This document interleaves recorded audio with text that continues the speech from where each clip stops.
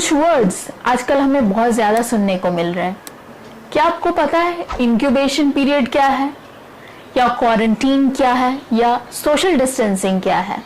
ये शब्द कोई ट्रेंड नहीं बल्कि नेसेसिटी बन गया है ऑल ओवर द वर्ल्ड। क्योंकि ये वर्ड्स कुछ लंबे समय के लिए चलने वाले हैं, इसलिए हमें इन्हें अच्छे से समझना जरूरी हो गया है। तो चलिए शुरू करते हैं आज का ये वीडियो ऑन ट्रेंडिंग वर्ड्स।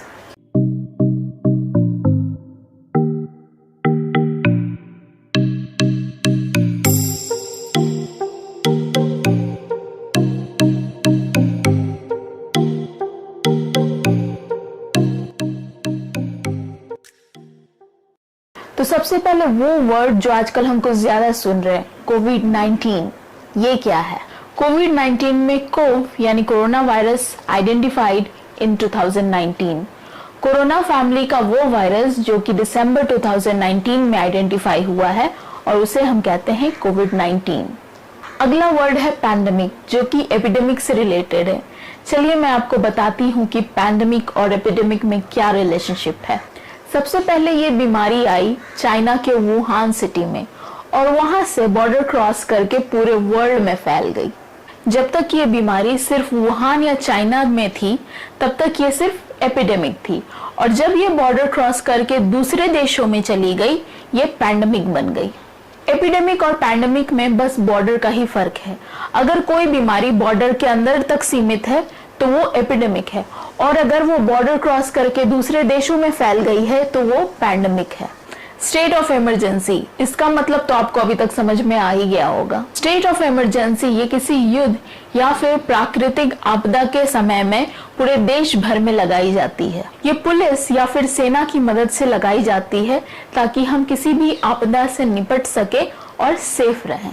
कोविड-19 से जुड़ा एक इम्पोर्टेंट वर्ड है जिसे समझना बहुत जरूरी है, इंक्यूबेशन पीरियड। वायरस के कांटेक्ट में आने से लेकर बॉडी में बीमारी के लक्षण दिखने तक के समय को इंक्यूबेशन पीरियड कहते हैं। और फिर एक शब्द तो आपने बहुत ही सुना होगा, क्वारंटीन। क्वारंटीन और इंक्यूबेशन पीरियड आपस में जुड़े हुए हैं। सरकार ने लोगों को सजेस्ट किया है कि जब भी कोई कोरोना अफेक्टेड एरिया से आता है तो उसे 14 दिनों के लिए क्वारंटाइन किया जाए, 14 दिनों के लिए अलग रखा जाए, ताकि वो वायरस उस इंसान से दूसरे लोगों तक ना फैले। आपको पता होना चाहिए कि ये इंक्यूबेशन पीरियड इस वायरस को और भी खतरनाक बनाता है। कितनी बार हुआ है कि सिम्टम्स का पता भी नहीं चला है और वायरस फैल चुका है। इसलिए ये हाईली कंटेजियस है। कंटेजियस एक और वर्ड। हाईली कंटेजियस का मतलब है एक दूसरे के संपर्क में आने से तेजी से फैलने वाला, और इसीलिए हमें सोशल डिस्टेंसिंग करने को कहा जाता है। यहाँ पे सोशल डिस्टेंसिंग का बहुत ही इंपॉर्टेंट रोल प्ले होता है, मगर मुझे लग रहा है कि सोशल डिस्टेंसिंग का मतलब लोगों को बिल्कुल भी समझ में नहीं आ रहा है।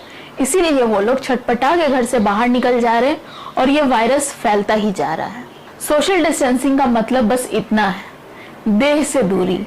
आपको हर इंसान से 6 फीट की दूरी बनाकर रखनी है। और लॉकडाउन का मतलब तो आपको बताने की जरूरत है नहीं, अब तक तो आप खुद ही समझ गए होंगे। I'm glad that you have watched this video till now. Please do not forget to share, subscribe and like this video. And I have also got a good news for you.